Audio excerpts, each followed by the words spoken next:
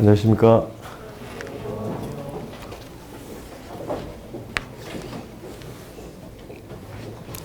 예, 또 작년에 보고 또 뵈게 됩니다. 저는 좀 구세대라 PPT를 사용하지 않고 그냥 말씀 위주로 이렇게 하도록 하겠습니다. 우리 빌립보서 강해를 제가 맡았기 때문에 작년에는 이제 제가 에베소서를 했고 오늘은 빌립보서로 하겠습니다.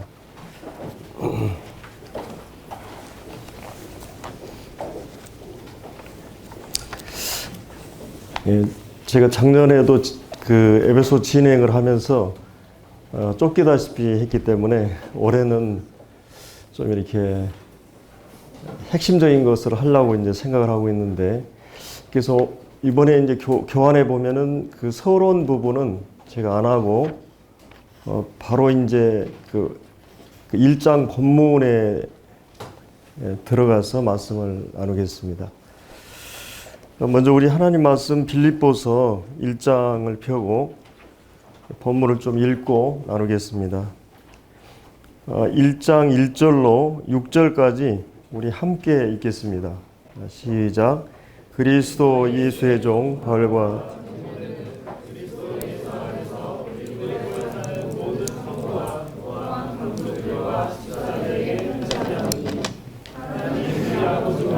예수 그리스도로부터 그의 평강이 너에게 있을지어다. 내가 너희를 생각할 때마다 나의 하나님께 감사하며 간구할 때마다 너희 무리를 위하여 기쁨으로 항상 간구함은 너희가 첫날부터 이제까지 복음을 위한 일에 참여하고 있기 때문이라. 너희 안에 착한 일을 시작하신 이가 그리스도의 예수의 날까지 이루실 줄을 우리가 확신하노라. 빌립보서는 그 사도 바울이 기록한 그런 서신이고요. 또 이제 사도 바울이 그 전도 여행을 1차, 2차, 3차 전도 여행을 마치고 이 노마야 옥중에 갇혀 있을 때 2년 동안에 쓰신 그런 옥중 서신서입니다. 이 빌립보서는. 그리고 이제 빌립보서에 이제 이 교회가 어떻게 시작이 되었는가 이런 것들은 제가 이제 쭉 진행을 하다 보면 또 나올 것 같으니까 이렇게 살펴보겠습니다. 빌립보서의 주제가 뭔지 아세요? 빌립보서의 주제. 빌립보서는 기쁨의 서신입니다. 기쁨. 물론 이제 그냥 그 기쁨이 아니고 주 안에서의 기쁨입니다. 그래서 여러분들이 그냥 물론 인간은 그 유의적 존재라 그러죠. 즐거움을 추구하고 이렇게 하나님께서 인간을 만드실 때도 이 즐거움의 동산에 또 하나님 자신들이 즐거우신 분이었기 때문에 우리를 행복한 존재로 만드시고자 했던 거죠. 근데 죄가 들어오면서부터 이 즐거움을 이제 잃게 되는데, 이 빌립보서는 이 사도 바울이 기쁨이라는 그리스도 안에서 기쁨이라는 그런 주제를 다루면서 전체가 굉장히 서정적인 그런 서신이기도 합니다. 그래서 이제 정말 이 복음이 한 사람 안에 들어갔을 때 반드시 그 즐거움의 요소로 나타납니다. 우리가 이제 예를 들어서 어떤 훌륭한 사람들의 이 국회의원이라는 배지가 있고 또 책에는 중요한 그 제목이란 표지가 있고 또 이렇게 기독교는 이 심벌, 그 십자가의 그런 상징이 있듯이 예를 들어서 이렇게 청와대 대통령이 사저에 있으면은 백기가 이렇게 들린다고 그래요. 이게 이제 왕이 혹은 이제 대통령이 그 안에 있다고 하는 말이죠. 그렇다면 주님이 우리 안에 내주하신다면 정말 왕 대신 주님이 내 안에 내주하신 반드시 백기가 들어 있어야 되고 표지가 있어야 되는데 그게 바로 기쁨이라고 하는 거죠. 그래서 정말 주님이 내 안에 있는데도 정말 내 얼굴에 내 표정 속에 그런 즐거움의 기쁨의 요소가 없다면 이것은 이 바람직한 것이 아닌 걸 볼 수 있습니다. 그래서 이제 빌립보서를 우리가 이제 오늘 본문에서 1, 2절은 그냥 이제 그 발신자와 그 수신자에 대한 얘기를 하고 있죠. 바울과 디모데가 빌립보의 성도들에게 이제 편지한 내용이고, 이제 인사말을 그 서인서마다 하는 대로 기록을 하고 있습니다. 그리고 이제 3절부터 오늘 11절까지만 저도 좀 시간을 잘 지켜보려고 하겠습니다. 그래서 먼저는 이제 사도 바울이 그 빌립보 성도들을 생각하면서 어떻게 보면은 사도 바울이 이제 이 교회를 개척할 쯤에도 좀 이 불안불안하고 아슬아슬한 그런 시간들을 지나게 됩니다. 왜 그러냐면 이 복음이 어느 한 지역에 들어갈 때는 복음이라고 하는 것은 그 이방 세계의 복음이 침투해 들어갈 때 이 다신이나 범신 혹은 뭐 우상으로 가득 찬 그런, 우리도 이제 막 제사라든지 이런 것 때문에 어마어마한 많은 핍박이 이제 일어납니다. 그리고 이제 그 당시에 유대교라고 하는 큰 아성이 버티고 있었기 때문에 이 유대교 안에 이 복음이 정착해 가는 과정에서는 이 어마어마한 저항이 있게 된 거죠. 이 주님 자신이 오셨을 때 그랬고, 또 이제 그때 당시 때 전 세계를 로마가 지배하고 있었기 때문에 이 로마라고 하는 나라는 이제 어떤 황쟁 숭배를 강요하는 그런 시대였기 때문에 기독교 박해가 이제 1세기부터 3세기까지 가장 심하게 있었던 때가 그런 시대적인 배경이기 때문에 우리가 이제 오늘날처럼 이렇게 정치적으로는 신앙의 자유로운 그런 환경이 아니었죠. 이 목숨을 걸고 신앙을 고백하고 지켜나가야 했던 그런 상황 속에서 이 서신이 기록이 되기 때문에 예수님을 믿는다고 하는 것은 현실 앞에서는 어마어마한 저항 속에 있었던 겁니다. 이 초대교회는 사실은 우리가 복음이 들어가면 그럴 수밖에 없어요. 이 세상을 지배하는 신이 전혀 다르기 때문에, 이제 그러기 때문에 사도 바울도 복음을 전해놓고 이 빌립보 교회에서 감옥에 투옥이 되잖아요. 그 귀신들이 여종을 귀신을 쫓아내니까 이 폭력배들이 이 여인을 부려먹으면서 돈을 수입이 이렇게 없어지니까 이제 이렇게 사도 바울은 이제 감옥에 어마어마하게 많은 매를 맞고 이 3중 감옥에 들어가서 고통 속에 있다가 이제 그가 밤중중 되어서 하나님께 찬양을 하는데, 그때 이제 하나님 역사해가지고 옥문이 막 열리게 되고 이 간수가 이제 돌아오게 되는 그런 역사가 있는데, 이제 이런 복음을 전하는 과정에서도 가끔 우리가 어떤 성도한테 복음을 전했는데 뭐 경제적인 불이익을 당한다든지 막 가정이 파괴된다든지 전도자들 자신들에게도 굉장히 이게 큰 부담이 될 수가 있어요. 그러니까 성도들 입장에서도 복음을 전하는데 감옥에 들어가고 뭐 말할 수 없는 매를 맞고, 그리고 이제 이 전도자 입장에서도 이제 복음을 전하고 얼마 안 있어서 빌립보를 떠나게 되거든요. 핏덩어리 같은 성도들을 놓고 핍박을 피해서 막 또 도망가야 되는 이런 일정 속에 있었기 때문에 사도 바울이 복음 전했던 그런 시대 상황은 굉장한 그런 이렇게 아슬아슬한 그런 배경 속에서 이 서신이 띄워집니다. 그러나 우리가 이 서신을 보면은 이 사도 바울이 조금도 그가 그런 환경이었던 것 때문에 고통스러웠지만은 영혼의 자유나 평강이나 어떤 기쁨, 그리고 이제 열악한 그런 감옥 속에서 이 편지를 쓰는 이 사도 바울이 이 성도들에게 기쁨에 대한 얘기를 하고 있는 것은 참 이 놀라운 그런 복음의 역설인 것을 이렇게 볼 수가 있습니다.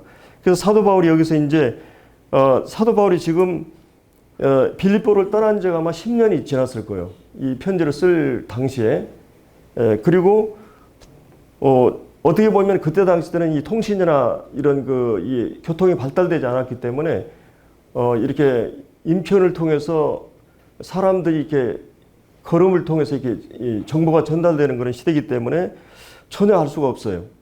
바울도 이제 이 빌립보 교회가 어떻게 된지 모르고, 또 빌립보 성도들도 바울이 지금 어떤 처지에 놓였는지 잘 모르는 상황에 있었기 때문에 근데 이제 놀라운 사실은 우리가 이 서신을 보면은 이 에바브로디도라고 하는 이 빌립보 교회의 사역자였던 이 사역자를 통해서 빌립보 성도들의 소식을 알게 되고, 또 빌립보 성도들이 일정한 그런 어떤 헌금을 이렇게 모아가지고 바울이 옥중에 있는데 보내고, 또 에바브로디가 이제 옥중에서 그를 섬기도록 이제 하는 이런 여러 가지 것들로 인해서 사도 바울이 이제 그 성도들의 그 소식을 전해주는 에바브로를 통해서 듣고 나서 지금 이 서신을 쓰고 있는 것입니다.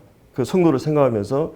그러면서 이제 3절을 보면, 내가 너희를 생각할 때마다 나의 하나님께 감사하며, 또 너희를 간구할 때마다 너희를 위해서 기쁨으로 항상 간구함은, 이게 사도 바울이 이제 빌립보 성도를 생각할 때 얼마나 그들을 늘 생각하고 있었고, 정말 이 부모가 자식을 생각하듯이 이런 마음의 생각을 갖고 있었고, 나의 하나님께 늘 너희들을 생각할 때마다 감사하고, 또 간구할 때마다 너희 무리를 위해서 기쁨으로 항상 간구함은 너희가 첫날부터 이제까지 복음을 위해서 복음을 위한 일에 참여하고 있기 때문이라, 이렇게 얘기해 주고 있습니다. 자, 이거는 뭘 얘기하겠어요? 사도 바울이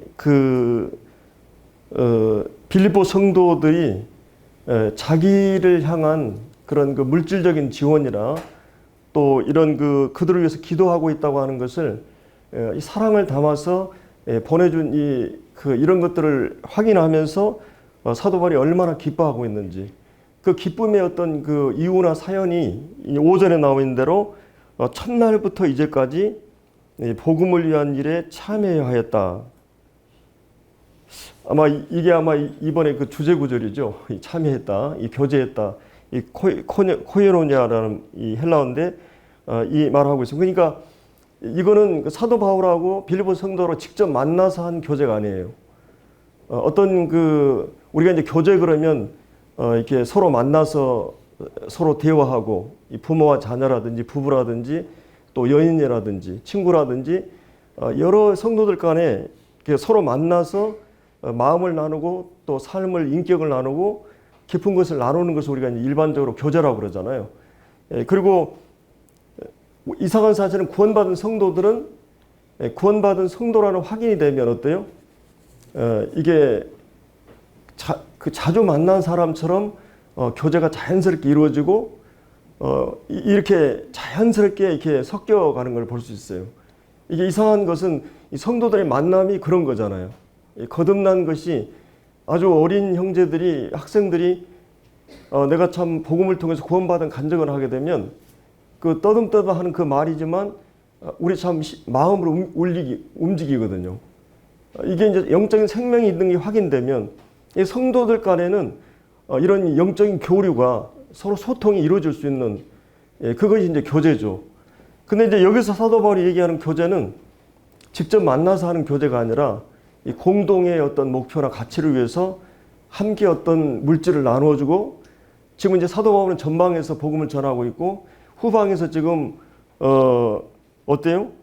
이제 이 빌립보 교회는 바울을 위해서 기도하고, 교회 사역도 그러잖아요. 전방에서 하는 사역이 있고 또 후방에서 이게 맞춰주는 사역이 있는 것입니다. 선교도 이제 그렇잖아요. 그래서 이런, 내가 직접 복음을 전하지 않지만 복음 전도자들을 위해서 우리가 기도하고 물질적으로 후원하는 것이 이게 복음의 교제라는 것이에요. 이런 부분이. 그러니까 이제 여기 사도 바울이 그 부분에 대해서 무엇 때문에 바울이 기뻐하냐면 너희들이 이 복음에 동참하고 있기 때문이다. 복음에. 이것이 이제 사도 바울을 가장 흥분하게 만든 일이었어요. 그러니까 이 복음이 무엇인 걸 알기 때문에, 이 복음의 영광이 무엇인 걸 알기 때문에, 이 복음이 나를 변화시켰고, 사도 바울을 그토록 평생을 유대교의 어떤 율법을 연구하고 이리 헬라 문화라든지 학문이라든지 또 이런 구약의 히브리 모든 학문을 섭렵한 이 대단한 석학이었지만은 그리스도를 만나고 나서는 그가 완전히 달라집니다. 우리가 이제 3장에서도 보겠지만은 그가 알고 있는 이런 모든 지식을 아주 하찮은 배설물로 휴지조각으로 알게 돼요. 이 복음의 영광을 알기 때문에. 그래서 사실은 빌립보서 1장에 이제 제가 주제를 거기 이제 교환에 그 얘기하는데 이거는 이제 그리스도의 복음. 이게 1장의 핵심이에요. 그리고 이제 2장은 그리스도의 마음을 품으라. 그리스도의 마음. 그리고 3장은 그리스도를 아는 지식. 그리스도의 지식. 그리고 4장은 그리스도로 말미암은 자조. 그러니까 이제 그 여러분들이 이번에 이제 쭉 빌립보서를 하면서 각 장의 핵심 주제를 이렇게 잘 알게 되면 이제 제가 빌립보서를 물론 이제 교환에다 개요를 이렇게 좀 복잡하게 해놨지만은 이 간단하게 얘기하면 그 얘기를 하고 있는 것이죠. 그러니까 항상 핵심 주제가 바로 이제 이 그리스도. 그리스도가 어떤 분인가를 알면서 그가 이제 완전히 이 사도 바울이 변화된 그런 삶을 살게 되는 거 우리가 볼 수가 있죠. 그래서 이제 사도 바울은 1장에서 지금 이 복음에 동참하고 있다. 그래서 이제 1장에 이제 7, 8절에도 이제 그런 말씀인데요.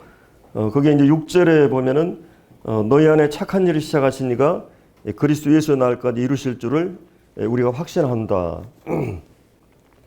그래서 이제 이 교제 사도 바울이 교제의 대상인 빌립보 성도들이 아까 제가 얘기했듯이 얼마나 어떤 정치적인 상황이나 또 지금 종교적인 그런 상황이나 또 그걸로 인해서 경제적으로 얼마나 그들이 재산을 잃고 이렇게 이제 이런 카타콤이라고 하는 그런 집단 생활을 해야 되고 열악한 그런 초대교회 성도들이 그런 상황이 있었고 이제 그러면서 사도 바울도 그랬고 빌립보 성도들도 복음 때문에 정말 모험적인 그런 삶의 분위기 속에서 있었는데 사도 바울은 그 상황 속에서도 그가 6절에 있는 말씀대로 너희 안에 착한 일을 시작하시니가 그리스도 예수의 날까지 이루실 줄을 우리가 확신하노라. 그래서 이제 하나님께서 이 복음을 통해서 이 역사 속의 아들을 통해서 하나님의 모든 것을 도려냈을 뿐만 아니라 이제 이 복음이 전달되는 과정에서 하나님의 성령을 통해서 한 개인 안에 이 개인의 개인의 깊은 존재 중심에 하나님께서 일을 시작하셨다. 하나님이 자신의 어떤 주권과 자신의 어떤 능력을 통해서 사람들 속에 역사를 시작하셨다고 말하고 있어요. 그렇기 때문에 이것은 어떻게 보면은 인간적으로는 얼마나 불안해요. 얼마나 아슬아슬해요. 풍전등화 같이 바람 앞에 있는 등불처럼 위태로운 것 같은 교회, 성도들. 그리고 이게 대박해가 막 몰아가고 폭풍이 몰아간 것처럼 이 무서운 그런 박해 시대에 교회는 사라져버릴 것 같은 이런 시대에 사도 바울은 지금 1장 6절을 말하고 있는 것이죠. 그 뭐냐면은 너희 속에 역사를 시작하신 분이 누구냐 이거예요. 그분이 바로 하나님이시다는 거예요. 그분이 어떤 분이냐? 그분이 어떤 능력을 갖고 계신 분이냐? 이 역사를 시작하신 그 하나님이 시작하신 그분은 반드시 완성되기까지 그분이 일을 이루실 거라고 하는 거예요. 그리스도 예수의 날, 역사의 교회가 이제 궁극적으로 승리하는 D-Day, 그날에 하나님께서 그분이 시작하신 일을, 그러니까 가끔 우리가 성도들 안에, 개인 안에 시작하신 그 일을, 그리고 교회 안에 시작하신 그 일을 이제 완성하실 거라고 하는 여기서 이렇게 말씀을 해주고 있습니다. 이건 이제 성도의 견인이라고 그러죠. 우리가 이제 로마서 전체를 보면 로마서 이제 1장부터 4장까지는 칭의에 관해서 얘기하죠. 어떻게 우리가 의롭다함 받고 구원받은가. 그리고 이제 5장부터 8장까지 내용이 성도의 견인에 대한 부분을 다뤄요. 물론 이제 어떤 측면의 성화를 다루지만은 한 번에 얻은 구원이 궁극적으로 안전한가. 그래서 우리의 개인의 의지라든지 또 우리의 어떤 실력이나 이런 걸로 될 수 없어요. 구원이 완성될 때도 그런 것처럼 구원이 시작되고 완성되는 성화의 과정도 하나님이 그 언약을 지키시는 분이에요. 그렇기 때문에 여기서 사도 바울은 그런 확신을 여기서 얘기하고 있는 것입니다.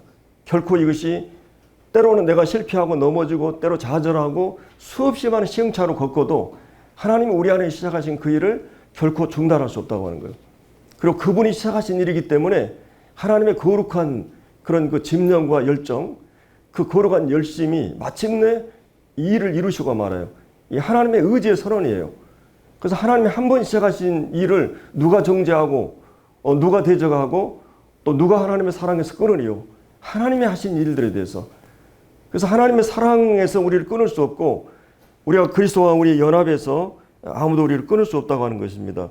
그래서 이제 그리스도의 예수의 날까지 그 이루실 것을 사도 바울 안에 있는 그리고 교제 대상이었던 바로 이 빌립보 성도들 안에 시작하신 그 일을 하나님이 마침내 이루실 것에 대한 말씀을 해주고 있습니다. 그리고 이제 7절에 보면은 내가 너희 무리를 위해서 이와 같이 생각하는 것이 마땅하니 이는 너희가 내 마음에 있으며 저는 이 말씀을 볼 때마다 참 부끄러운 마음이 있어요. 제가 정말 목회자로서 정말 이 성도들에 대해서 이런 마음을 갖고 있는가.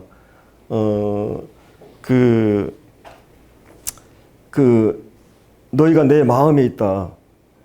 제가 이제 어떤 그 사랑이란 무엇인가 제가 이렇게 쭉 인터뷰한 걸 이렇게 한번 들어본 적이 있거든요. 예, 아마도 제가 여기서 지금 쪽지를 해가지고 사랑이란 무엇인가 하면은 다 한마디서 할 거예요. 뭐 보고 싶다든지 함께 하고 싶다든지 뭐 아주 좋은 거 주어도 아깝지 않다든지 뭐 이렇게 그 항상 내 마음에 그 대상이 살아있다든지 뭐 우주의 중심이라든지 뭐 가장 맛있고 좋은 거 보면 꼭 생각나는 사람, 뭔가 끌리는 것, 밥과 같은 매일 필요한 요소, 그 에너지 뭐 여러 가지 이제 얘기가 나와요. 이 사랑이란 무엇인가? 이 사랑의 속성 그런 거죠. 어떤 분은 사랑을 이 사량이라고 그랬어요. 생각의 량. 여러분 사랑하면 사랑하는 대상이 내 마음에 살아 있어요. 늘 생각나요. 이게 이제 사랑의 특성인데 이 사도 바울은 빌립보 성도를 생각할 때 우리가 3절에서도 생각할 때마다 이렇게 이제 7절에서도 너희가 내 마음에 있다 이렇게 말하고 8절에도 예수 그리스도 심장으로 너희 무리를 얼마나 사모하는지 하나님의 증인이시다. 정말 이 목회자 이 사도 바울은 정말 양들을 성도들을 이런 마음에 항상 품고 있었어요. 여러분이 이것이 이제 그 주님의 사역에 있어서 이 성도들을 섬기는 일에 있어서 가장 중요한 것은 성도들에 대한 사랑을 갖고 있어야 되겠죠. 그래서 이 주님께서 이 베드로에게 그 요한복음 21장에 보면 그 이제 예수님 배반하고 이제 디베레 바다로 이렇게 갔었잖아요. 그때 주님이 그 조반을 이렇게 차려놓고 그 제자들이 이제 이렇게 부르셔서 이제 조반을 먹으신 후에 베드로에게 이제 질문하잖아요. 네가 이 모든 사람보다 나를 사랑하느냐? 주님은 그 확인을 하는 거죠. 근데 사도 베드로가 뭐라 그래요? 물론 주님이 네가 나를 사랑하느냐 했을 때는 이 헬라어에 보면 아가페 하느냐 이래요. 근데 베드로는 답할 때 내가 주님을 사랑한다고 했을 때는 그거는 필레오라는 말이에요. 인간적으로 할 수 있는 최선의 사랑을 얘기해요. 그러나 아가페 사랑은 할 수가 없었던 거예요. 그래서 주님이 3번이나 그 이제 질문을 하시면서 베드로의 그 중심을 알기 때문에 어떻게 보면 베드로로서는 그 자기의 실력이나 의지로 할 수 있는 사랑을 했을 때 그게 오히려 위험할 수가 있거든요. 인간의 의지로 할 수 있는 사랑의 한계를 그래서 그가 완전히 부서진 상태에서 정말 그 자기가 얼마나 주님을 배반하고 완전히 깨어지고 부서진 상태에서 고백이 나오는 거죠. 그래서 어떻게 보면 우리가 근데 이제 놀라운 사실은 실패한 그 베드로에게 어떻게 해요? 사명을 맡겨요. 내 양을 먹이라 이렇게. 이것은 이상한 역설이에요. 이게 세상과는 전혀 다른 거예요. 하나님께서 이 비천한 자들을 부서지고 깨어진 자들을 통해서 하나님의 영광을 드러내시기를 기뻐하시거든요. 그래서 이 베드로를 주님께서 이제 그 하나님을 의지할 수 있는 자기를 부정할 수 있는 가장 좋은 조건 속에서 있을 때 하나님의 양무리를 돌아볼 것을 말하거든요.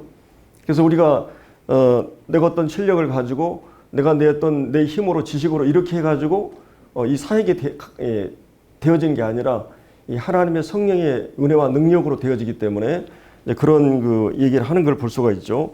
자, 그래서 여기에 보면은 지금 바울은 빌립보 성도들에 대한 이런 그 뜨거운 사랑을 가지고 있는 것을 볼 수 있습니다.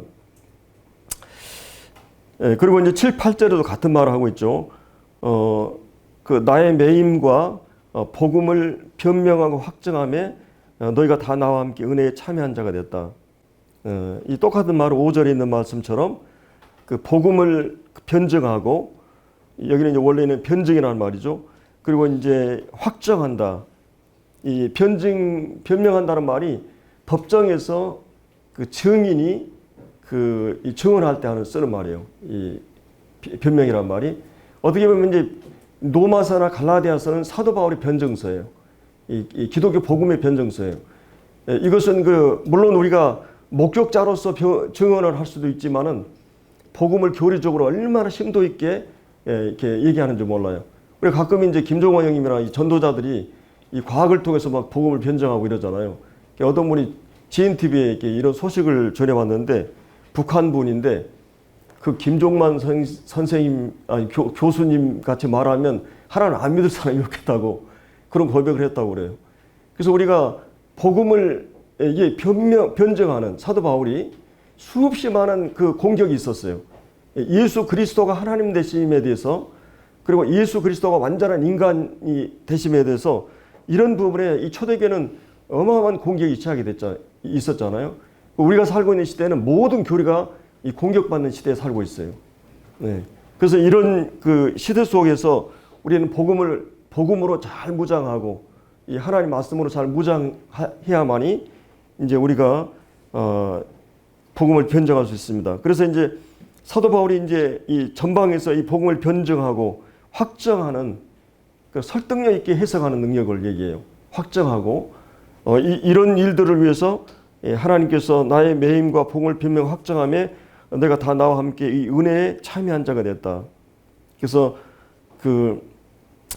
그들은 이제 직접적인 복음을 전하지 않지만 그들은 기도로 또 물질적인 후원으로 이제 저희 이어주 전국적으로 교회에서 그러죠. 선교사들을 위해서 이 재정의 일부에서 이렇게 후원을 합니다. 여러분의 헌금이 십시일반으로 거둬져서 또 교회에 복음 전하는 일꾼들을 또 이렇게 후원하기도 하고, 그러니까 그것이 이제 복음을 동참하는 일이에요. 그러니까 사도 바울이 가장 기뻐한 일이 어떤 일이었냐면 바로 이 복음을 위해서 동참하는 일.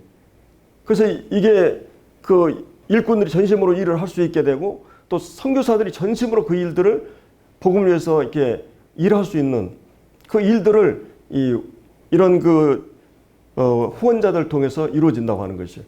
그 일을 사도 바울은 굉장히 기뻐하고 있는 걸 볼 수 있습니다. 예, 그리고 이제 거기 이제 그러면서 이제 이제 가장 훌륭한 부모는 어떤 부모겠어요?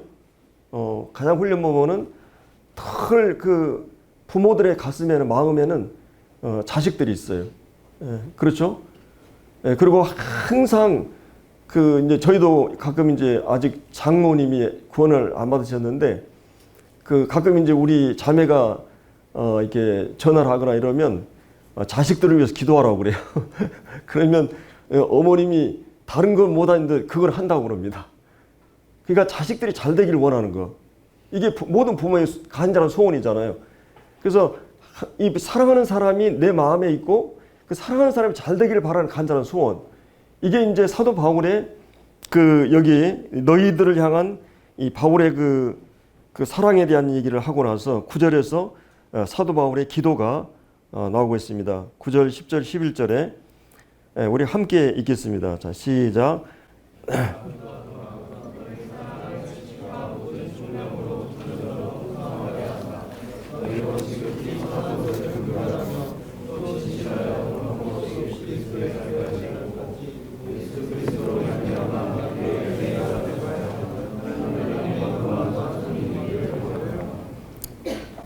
네, 이 사도 바울이 여기서 이제 서너 가지 기도를 하고 있죠. 그 기도의 내용 가운데 첫째로 이제 사랑을 위한 기도를 하고 있습니다. 어떻게 보면 이제 사랑처럼 중요한 게 없잖아요. 이 교회의 표지는 사랑입니다. 이렇게 사람이 심장이 죽어 있으면 시체가 되는 거죠. 그 심장이 살아있는 것처럼 교회에서 사랑이 식어지는 것은 교회가 이제 죽어 있는 시체가 되는 겁니다. 그래서 이 사랑처럼 이제 중요한 부분이 없기 때문에 사도 바울은 이 에베소 교회를 얘기할 때도 에베소 3장에 보면은 이 사랑을 위해서 기도합니다. 그리고 이제 여러 이 서신서에 보면은 이 사랑을 위한 기도를 하는데, 여기서도 이제 그 사랑을 위해서 기도하는데, 이 사랑은 어떤 사랑이겠어요? 어떤 사랑이겠어요? 하나님께서 우리를 향한 사랑이겠어요? 우리가 하나님을 향한 사랑이겠어요? 여기서 이 사랑을 위해서 기도하는데, 예? 예, 그렇죠. 우리가 하나님을 위한 사랑. 우리가 일반적으로 복음 집회를 하면 보통 하나님께서 우리를 얼마나 사랑하시는가를 계속 얘기해요. 그리고 하나님의 사랑은 결코 실패하지 않는다고 하는, 하나님의 사랑으로 시작된 구원사는 절대로 중단할 수 없다고 하는 걸 얘기하는데, 그러나 또 하나님께서는 그 하나님의 사랑을 입은 사람들이 하나님께서 얼마나 그 사랑을 우리에게 나타내 주셨습니까? 여러분이 창조를 보면 하나님께서 얼마나 그 창조 세계를 보면 하나님이 인간을 위해서 이 모든 것을 준비해 놓으셨거든요. 그래서 시편 8편에 보면 그 여호와의 어찌 그 이름이 아름다운지요. 인생이 무엇이고 한데, 사람이 무엇이고 한데, 그러면서 우리를 생각하시며 또 우리를 권고하시나이까. 그때 우리가 하나님께서 생각한다는 말이 이 사랑을 동반하는 의미를 갖고 있거든요. 하나님께서 우리를 향한, 그러니까 하나님께서 이 모든 창조는 어떤 의미에서 자신을 위해서 지은 게 아니에요.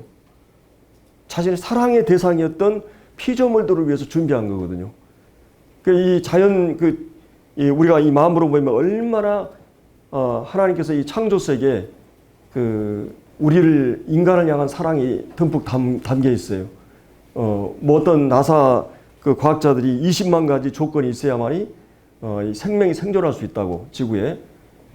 이 지구의 뭐 거리라든지 자전의 속도라든지 뭐 이 지구의 크기, 질량, 모든 걸 연구해 보니까 이 지구상에는 20만 가지 조건이 갖춰져 있다는 거죠. 생명이 살아나기 위해서.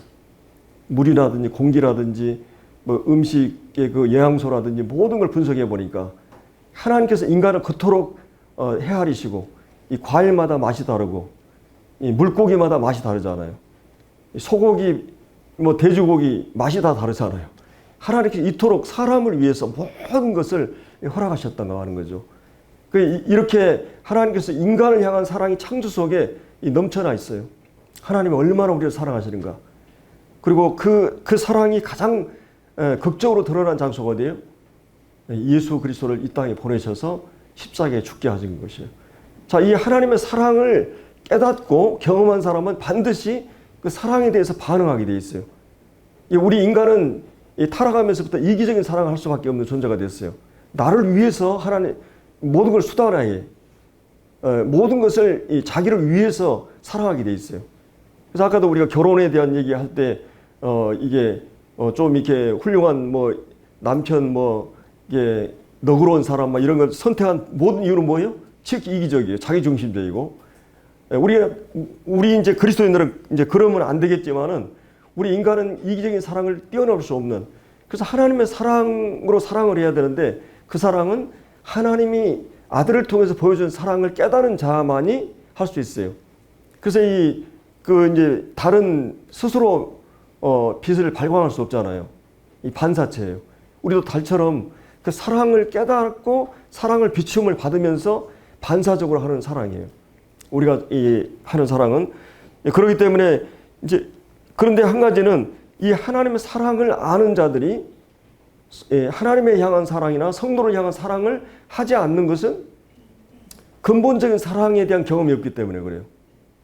사실은 우리 인간은 하나님께서, 하나님 자신이 본질이 사랑이기 때문에 사랑할 때 하고 사랑받을 때 우리가 행복하게 돼 있어요. 그리고 가장 기뻐요. 가장 즐거워요. 누군가 내가 사랑할 때, 누군가 사랑을 받는다고 했을 때, 그래서 이 두 가지가 이루어지지 않으면 우리 인간은 만족할 수가 없어요. 근데 복음 안에는 이 모든 것이 허락되어 있잖아요. 요한일서 전체에 보면 이 하나님의 사랑을 입은 자들은 사망의 생명으로 옮긴 가장 확실한 증거는 형제 사랑이라 그랬어요. 그리고 이 하나님께로 난 자는 하나님과 성도를 사랑한다 그랬어요. 하나님 생명의 특성은 그거예요. 그렇지 않은 것은 근본적으로 이 신앙 자체가 잘못된 거죠. 이 하나님의 생명의 특성은 하나님께로부터 온 생명의 특성은 하나님 사랑하고 또 이웃 사랑할 수밖에 없어요. 그렇기 때문에 이제 중요한 것은 내가 사랑을 받을 뿐만 아니라 내가 사랑하기 전까지는 나는 절대 변화되지 않아요.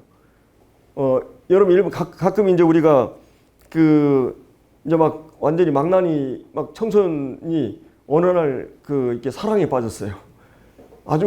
아주 그 모범생 여학생을 이게 사랑하게 되는데 얘가 그때부터 막 공부도 잘하고 이제 뭐 얘가 반듯하게 되는 거예요. 이 사랑은 사랑을 변화시키는 거예요. 그러니까 우리가 하나님의 사랑을 받고 내가 그 하나님을 사랑하게 되면 이 사랑의 힘으로 신앙생활을 하지 않으면 이 신앙생활 하는 것처럼 버겁고 힘겨운 게 없어요. 아니 사실 신앙생활은 사실 이게 불가능한 거예요. 성경에서 요구하는 모든 말씀은 불가능한 거예요. 마치 우리가 하늘을 나르라 그냥 무리를 걸으라는 말인 것 같아요. 이 인간으로 불가능한 거거든요. 그냥 우리가 성령을 소유한 사람만이 성령을 쫓아서 비행기를 탈 때만이 하늘 나르고 배를 탈 때만이 이 무리를 이렇게 가듯이 성령을 쫓아 행하는 사람만이 그 성령 안에서 이 사랑을 또 통해서 신앙생활을 하지 않으면 내가 죄를 이긴다? 이 중력의 법을 거스린다? 이거 불가능해요. 신앙생활 자체가 불가능한 거예요. 근데 우리는 거듭난 성도만이 성경에서 요구하는 윤리를 실천할 수가 있는 것입니다. 그러니까 그럼 우리가 어떻게 우리가 이 사랑을 구체적으로 할 수 있는가? 이 첫 단계가 뭐냐면은 내가 이 말씀의 거울 앞에서 이 주님 앞에서 나를 발견해가는 것이죠. 그래서 내가 어떤 존재인가를 소스라치게 하나하나 알아가면서 놀라게 되고 내가 누구인가? 내가 나라는 존재가 어떤 자인가? 내가 하나님의 은혜 없이는 하나님의 구세주가 없이는 하나님의 이 능력이 없이는 한 주간도 살 수 없다고 하는 그 은혜의 필요를 인식하지 못하면 우리 하나님을 의지할 수도 없고 하나님을 동원할 수 없어요. 그래서 하나님을 동원하는 힘. 왜냐하면 우리가 주님이 내가 너희를 보내면 양을 이리 가운데 보낸 것 같다 그랬잖아요. 이 양이 1억 마리여도 이리 한 마리 당해내지 못해요. 그럼 여러분 양인데 이 이리가 들고 있는 이 세상 가운데 여러분 가까이 싸울 수 있다고요? 근데 이 양이 너희가 뱀같이 지혜롭고 비둘기가 순결하란 말은 뱀의 지혜는 뭐냐면 목자를 동원하는 것이에요. 주님이 내 삶의 주인이 되고 주님이 앞서 행하게 하고 주님 마음을 품게 되고 주님을 향한 믿음으로 우리가 이 신앙을 그걸 지렛대로 삼아서 하는 거예요. 그렇기 때문에 여기서 이제 얘기하는 사도 바울이 이 사랑에 대한 기도를 하고 있는 것입니다.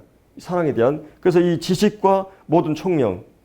여기서 얘기하는 지식은 그 에피그노시스란 말인데 이거는 그냥 지식이 아니라 이렇게 굉장히 차원 높은 영적 지식을 얘기할 때 에피를 쓰거든요. 그런데 이 지식 그리고 이제 이 총명이란 말이 인사이트란 말이 이게 순간적으로 빛이 내 안에 비춰졌을 때 깨닫는 것, 이게 자각한다고 그러죠. 순간 깨달음이 오는 것. 직관적으로 어떤 말씀이 순간 열리고 깨달아지고 이걸 얘기하는 거예요. 그래서 이 에베소서 이제 3장에서 보면 그 그리스도의 사랑을 알아 했을 때는 경험적인 거예요. 근데 그 넓이와 길이와 높이와 어떠함을 깨달아 했을 때는 직관적인 거예요. 근데 우리 그리스도인들은 내 신앙이 성장할 때 이 반드시 두 가지가 필요해요. 이 들었던 말씀이 어느 날 깨달아질 때가 있어요. 내가 실수하다도 깨달을 때가 있어요. 상담하다도 대화하다도 교제하다도 저 형제는 말하는데 저 형제가 다른 어떤 걸 깨달을 수가 있어요. 말씀을 듣다도 깨달아요. 그렇기 때문에 우리 어떻게 보면 그리스도의 참 신비로운 부분이 있어요. 주님이 우리에게 이 깨달음의 은혜를 허락하셨어요. 그리고 또 한 가지는 경험을 하면서 내가 누구를 알게 되는 것은 뭐 사계절을 겪어보고 막 내 그릇이나 막 일을 해보면 이 사람이 어떤 사람인가 이게 깨달아 경험해 가잖아요. 경험으로 부부도 경험으로 알아가잖아요. 실제적으로 이렇게 알아가는데 여기서 이제 사도 바울은 이런 그 직관적으로 깨달음을 통한 알음뿐만 아니라 또 경험적으로 알아가서 이 사랑이 그냥 막 이 풋사랑처럼 그냥 막 사이다가 막 뜨겁게 오른 그런 차원이 아니고 이제는 무르익어 가지고 이게 우리가 부부가 한 30년 되니까 이제는 서로 인격적으로 서로를 다시 태어나도 당신을 만난다고 하는 말은 왜 그러겠어요?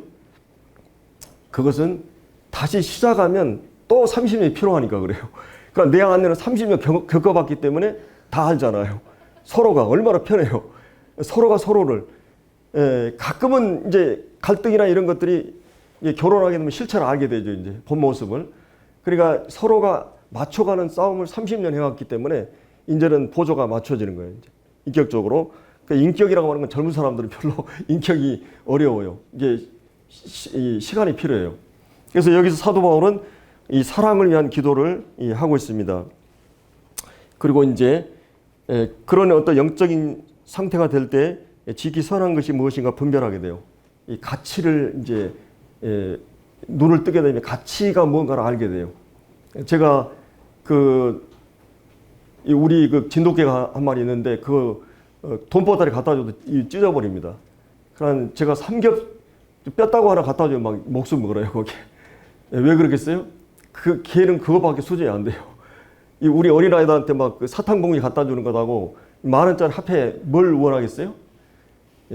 이거는 옛날에 어떤 허유르케님 그러는데 아프리카 그 구슬 이렇게 막 치니까 어떤 분이 초콜릿하고 사탕 해가지고 얘들하고 다 바꿔가지고 한 보따리 갖다가 영국에서 막 납부됐다 그러잖아요. 이게 다 다이아몬드예요. 근데 얘들은 모르는 거예요. 우리가 영적인 가치를 알게 되면 그걸 움직이게 되는 것이죠. 지극히 선한 것이 무엇인가 분별하고 그리고 진짜 허물 없이 그리스도의 날까지 이루고 그리고 예수 그리스도로 말미암아 의의 열매가 가득해서 그렇게 될 때 하나님의 영광과 찬송이 된다. 우리 존재론적으로 우리의 삶 자체가 예배가 된다는 것이죠. 예배는 특별한 시간뿐만 아니라 우리의 모든 삶의 영역에서 우리가 하나님께 영광이 돌리는 예배. 그래서 사도 바울은 이 빌립보 교회를 위해서 1장 서론에서 지금 이 복음에 동참하고 있는 일들에 대해서 내가 가장 기뻐하고 있는 일이라고 말하고 또 이 복음 안에서 이 교제, 물론 이제 사랑의 교제, 믿음의 교제, 성령의 교제, 또 이 고난에 동참한다. 이 3장에 보면 이런 여러 이 성격의 교제가 있어요. 그리스도인들은 관계적으로 이제 엮어져 있어요, 우리가. 그래서 우리는 전국적으로 뿐만 전 세계적으로 거듭난 성도는 다 이 우주적인 교회 하나의 네트워크 돼 있기 때문에 우리는 새로 또 이렇게 자꾸 끌리는 거예요, 이제. 이게 청년들이 우리 만나고 싶다. 여러 가지 또 이유가 있겠죠. 그러나 우리가 일단 구원받지 않은 사람을 만나면 어때요? 우리 형제들을 만나서 또 각기 낚시도 하고 그러세요. 등산도 하고. 우리끼리 모이면 좋잖아요. 엉뚱한 짓 안 하잖아요. 이 그리스도인들끼리 모이는 것에 항상 찾아다니고 이것이 참 귀한 일인 걸 생각하게 됩니다. 시간이 오버됐죠. 예. 종소리가 안 들려가지고 기도하고 마치겠습니다. 아버지 하나님, 참 저희들을 복음을 통해서 불러주시고 참 우리가 섬기는 주님이 어떤 분인 것을 참 저희들이 계시된 말씀을 통해서 조금씩 배워가게 될 때마다 참 우리가 섬기는 주님이 얼마나 놀라운 분이고 참 알면 알수록 더욱 신뢰하고 사랑하고 또 마음을 다해 섬길 대상임을 깨닫게 됩니다. 무엇보다 우리 청년들의 마음속에 이 놀라운 주님에 대한 비전을 품고 우리가 하나님 앞에서 어떤 자인가를 우리가 늘 생각하게 하시고 참 이 복음을 위해서 우리 생애를 어떻게 드릴까를 고민하며 참 이런 귀한 시간들을 통해서 다시 한번 주님을 우리가 오롯이 바라볼 수 있는 귀한 시간 되도록 인도해 주시기를 원합니다. 주신 교훈들 감사하고 귀하신 예수님의 이름으로 기도드리옵나이다. 아멘.